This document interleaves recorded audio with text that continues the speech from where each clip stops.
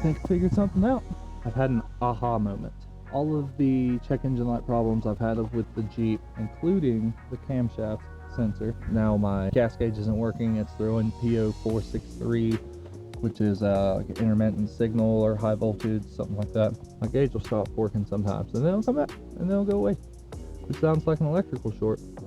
All of those things run in the same circuit. So maybe, just maybe, I don't have to replace the camshaft. Maybe. I don't think so. Probably not going to be the case, but we're going to dig through wiring harness and figure out if that short is causing all of my problems.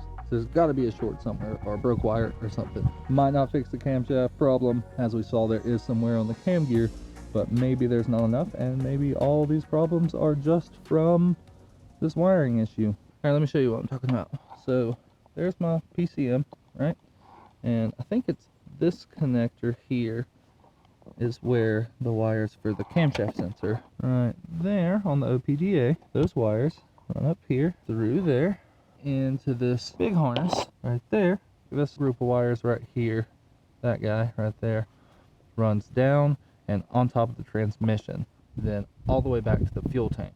So if there's a break there, that might be causing all of my problems. I'm not hopeful, because we looked at the cam gear and it looked worn. What throws me for a loop with that is the check engine light for the camshaft that's causing the limp mode to be activated and causing the bucking in the Jeep. It won't let it go over 2,500 RPMs. That happens the most and most regularly in warm weather. It has nothing to do with engine temperature. It is specifically weather, outdoor temperature related. That's always felt like an electrical problem to me. We're gonna dive in here and we're gonna find our problem, or not find our problem. Yes, the Jeep is dirty, and yes, that is Murphet. We were doing some geocaching, and got this cool little trackable, so we gotta drop it off somewhere. Anyway, what we've got to do is take this guy off like this. That just pulls off right there. Oh, yep, that comes off. And then down here, there's this little heat shield grommet thing. It's pretty busted, but we're gonna take it out the right way. There's some little connectors, little bolts or something down in here. I'm not really sure. We'll figure it out as we go. But we've got to take this whole console out, which I don't want to do.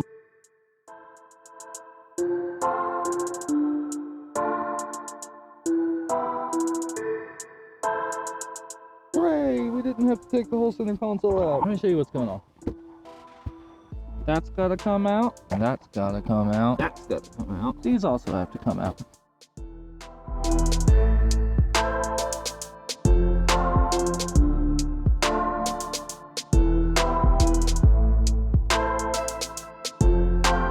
That's the wiring harness I was talking about. And if you look real closely up there, that looks like some damage. So that could be our problem, or it could be further back here into the freaking darkness, or it could be in the engine bay somewhere. Hopefully we're gonna find a broken one or a short so that we can fix it, and then we will be heroes. We will be heroes. Yay, heroes!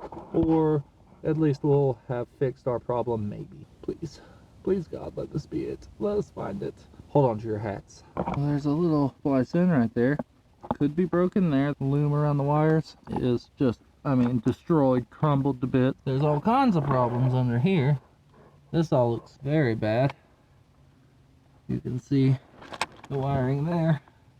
This is just hanging here. I'm telling, this could have got snagged by a rock or something. Look at this. Look at all the mud and gunge that's on these connectors. These wires are bent at hard angles. I mean, that one looks chewed up right there. I don't know if you can see that, but that could definitely be part of our problem right there. Alright, so it just started up, got check engine light on, but it's not in limp mode and the gas gauge is working. So I'm just gonna start wiggling wires. Wiggling,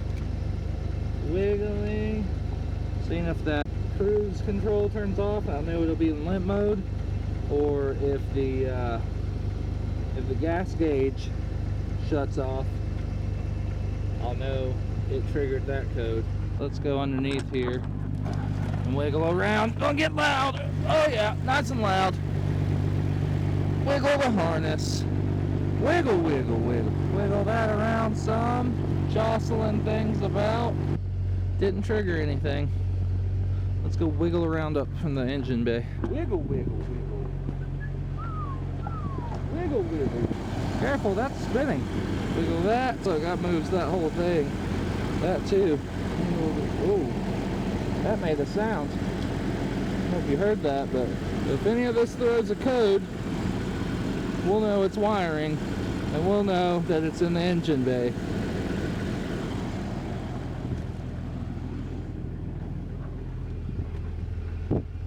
Gas gauge is still working, but look! Look what went off. Cruise control went off. The cruise control light went off. And that means, hold on. The cruise control light went off, which means it went into limp mode. And it went into limp mode while I was wiggling those wires in the engine bay. We might be in luck. I'm very excited. Somewhere in here or down here, the wires are wonky. That is what's giving us, at least part of what's giving us this problem. It's definitely a factor because it's pretty cold right now. It should not have gone into limp mode this quickly. It never does. It would be so great not to have to swap the cam in this thing quite yet.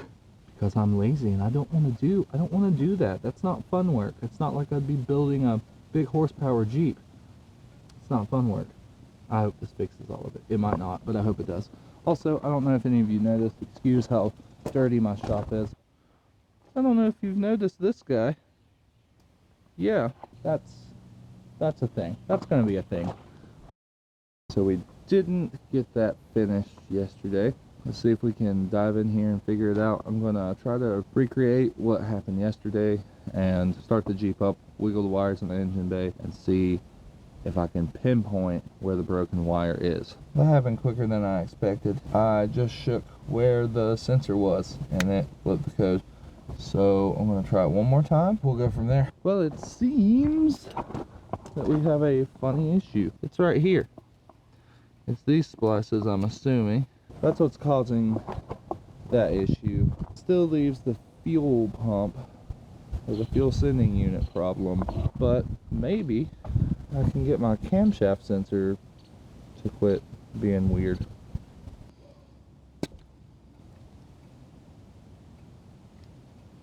Telling you, if this fixes my problem, I'm gonna be so happy. And it might, because these aren't put together very well.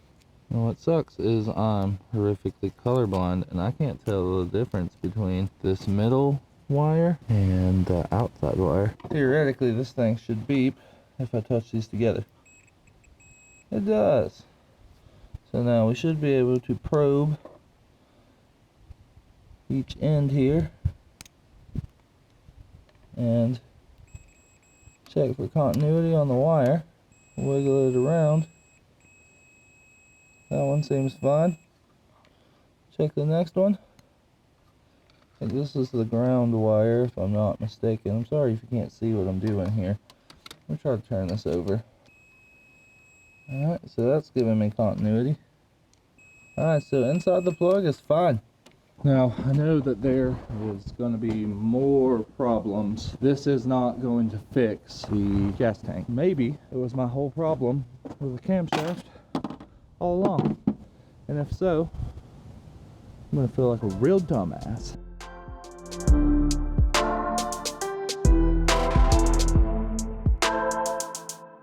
Those are connected much better now. These are waterproof butt connectors, so I gotta heat them up and make them melt down around the wires. And I also have put heat shrink tubing on them to go over top of that. Marine grade butt connected heat shrink tubing to over top of that. Wrapped it in electrical tape just in case. And the last thing I'm gonna do is I'm going to zip tie it over here to this harness. I feel like being temperature dependent, it's been up against the side of the engine block. It gets hot over there. Maybe if I can keep it out of the way more, maybe it'll be less likely to trigger. I'm gonna let it warm up, get up to temperature, and then I'm just gonna drive it and see if the camshaft sensor light comes back on. If it doesn't, then that's gonna make me very happy. I don't think that's gonna be the case though. I think it's definitely gonna come back on.